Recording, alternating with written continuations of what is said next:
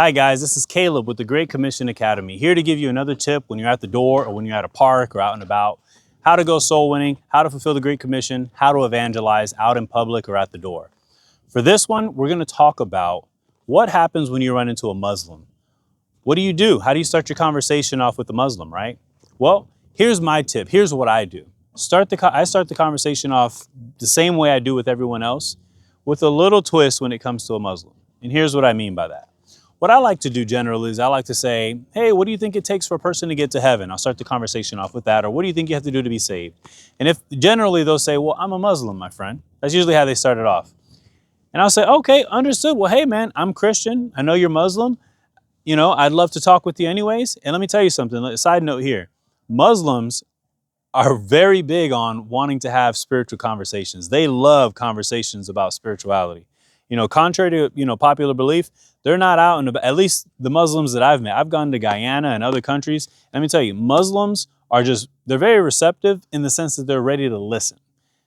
They won't always change because of family pressure, but they will be very open to listening. And let me tell you, if you tell them, hey, you want to have a conversation, they'll say, yeah, let's talk, right? Now, normally what I like to do with the Muslim is kind of similar to what I do with the atheists or the others. Is I like to say this. I like to say, now, I understand that you're a Muslim, that's no problem. But my question for you is, do you know what Christians believe it takes for a person to make it to heaven or to get into paradise?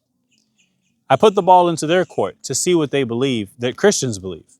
And most of the times they'll say, yeah, Christians believe you have to worship Jesus, you have to have faith, and then they'll usually bring in, they have to live a good life, do good deeds, and so forth. And that's when I stop. Well, I don't really stop them. I let them continue on. And then afterwards, I'll say, now, question for you. I know you said that that's what Christians believe, but what if I were to tell you that that is actually not what Christians believe, and that's not what the Bible teaches, rather?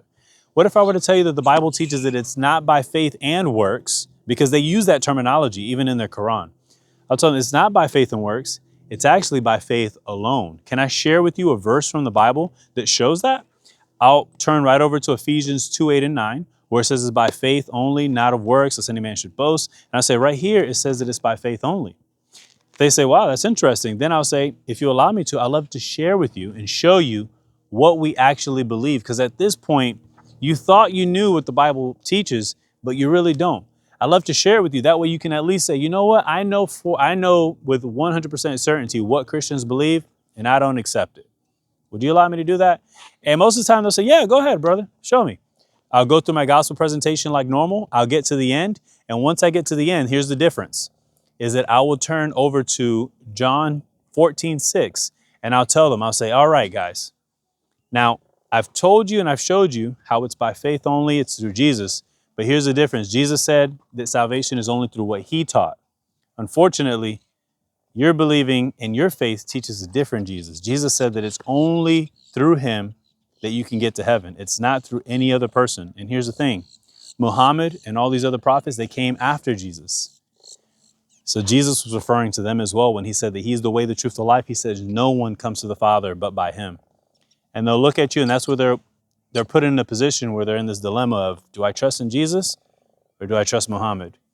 And it's, I always feel like if you at least get them to that position, you've at least gotten to a really good position there, and then you've gotten them to the point where they can at least choose whether or not they want to accept it or not. But that's how I do it. If you have a different way of doing it, share it in the comments. I'm always open to hearing what others believe or what others believe they can do that's better. And if you are a Muslim, comment down below what you think of that, and maybe we can have a conversation even in the comment section. I love to talk with you guys. You guys have a nice day.